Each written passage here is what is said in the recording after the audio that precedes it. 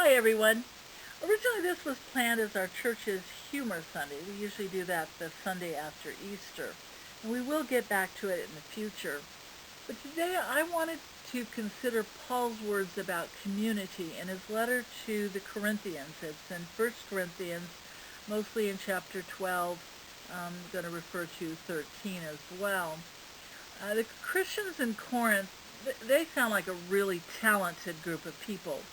In the beginning of Paul's letter, he even gives thanks that there's no spiritual gift lacking in that church.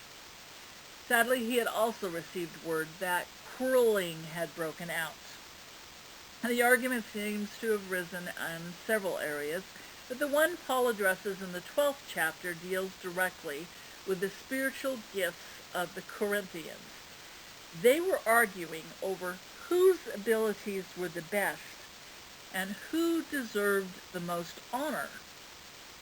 The way that Paul addressed this is in saying that a part of the body can't say that just because it isn't like another part, it's not really a part of the body. For instance, the ear can't say just because I'm not an eye, I'm not really a part of the body. I've actually known people like that who kind of put down their own gifts, the way they contribute to the whole, because what they do isn't the same as someone else. And sometimes it comes from a very admirable modesty that they are practicing.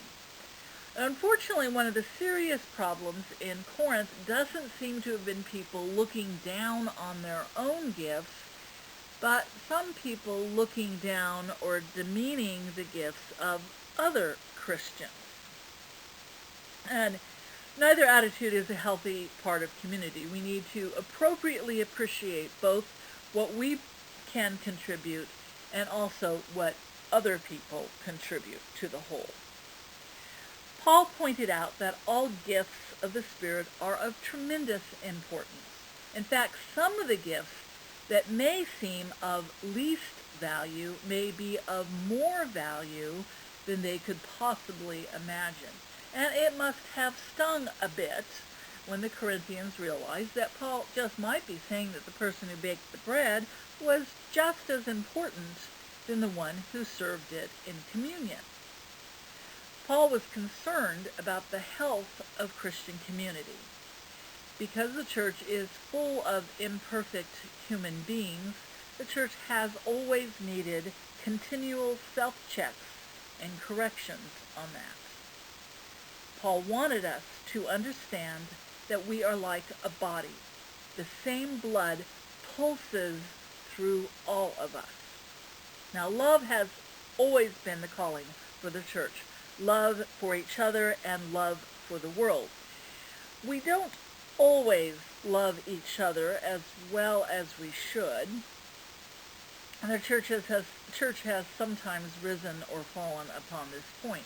And yet, I would say that we have often managed. An ancient pagan writer utterly despised the Christians, and yet he was forced to admire one thing despite his disgust. But see, he said, how they love each other. Now that is the most excellent way that Paul shared with the Christians in Corinth.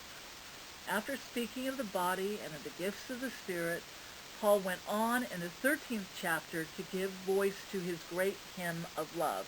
If I speak in the tongues of mortals and of angels, but have not love, I am a noisy gong or a clanging cymbal. I deeply appreciate Paul's words concerning the body and how they apply to the church. But I don't think he'd mind if we use those words in a wider arena. Let's start with another image, a modern one.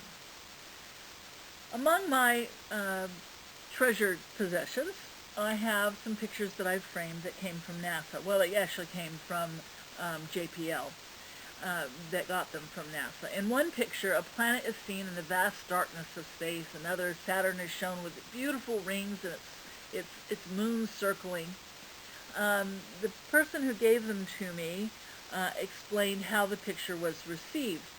There was an Explorer vehicle, and it can't send back a whole picture. It can only send signals that tell what one tiny little pinpoint pixel dot should look like and where it should go in the picture. The computer takes thousands of these little pixel parts of the picture, and assembles them into the whole. Each tiny pixel is necessary to have the picture come out right. The accuracy and detail of the picture depends upon each pinpoint being in the right place. If even one pixel isn't in the right place, then every other part of the picture would be in the wrong place. So no spot, no matter how small, no matter how much the same it is as another, or how much different it is from another, no pixel dot is unimportant. Now, if he lived today, Paul might use this as a metaphor. It's not a perfect image. We don't have a stratified society where we say that people should stay in an assigned place.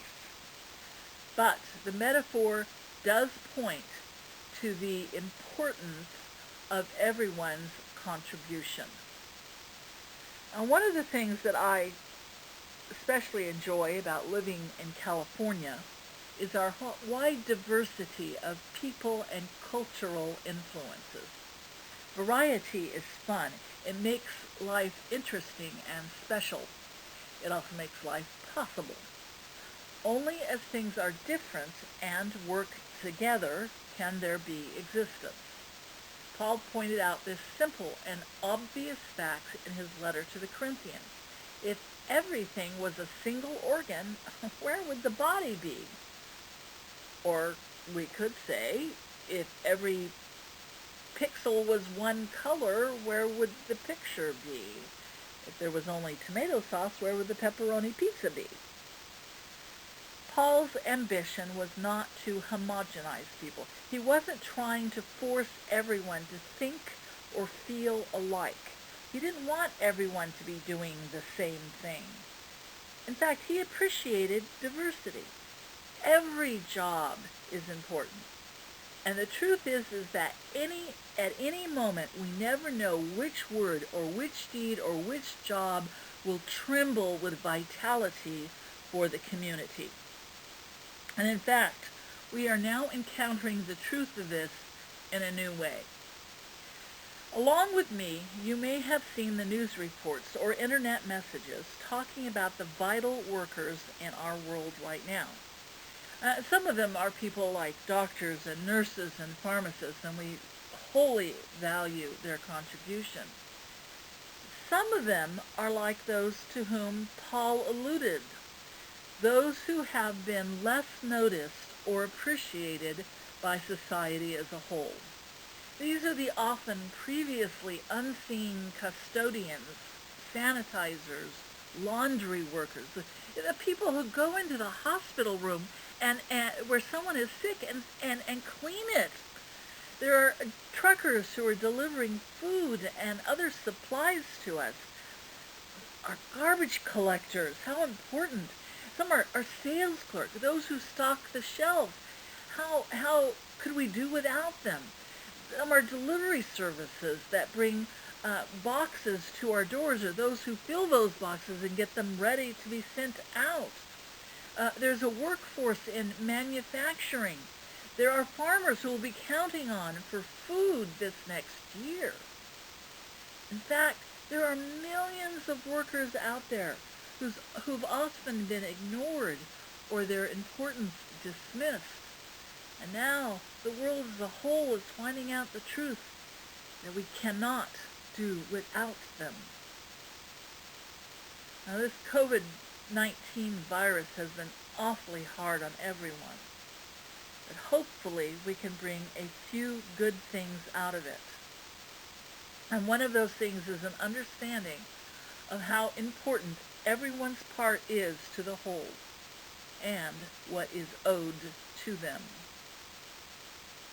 Some clean and sanitize, some teach and heal, some produce or transport, some give to the world a cleaner place, some research, some share news, some entertain, some share humor, Some wash the test tubes. Some stock the shelves of the grocery store. Some fill our prescriptions. Some make those medicines. Some weave. And some sew. Some create art. Some will manufacture the paint. Some have lived to a great age and share their wisdom and have contributed to the world and throughout all the years. Some build homes. Some cut grass. Some build cars. Some repair the cars. Some volunteer. Some fix plumbing. Some run our sewage plant. Some write. Some make paper. Some produce computers. Some cook. Some grow food or flowers. Some invent. Some protect. Some encourage.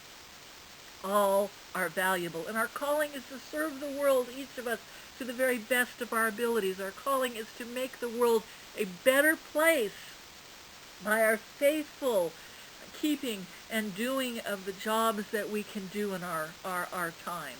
Our calling is to appreciate and respect everyone in our world. Amen.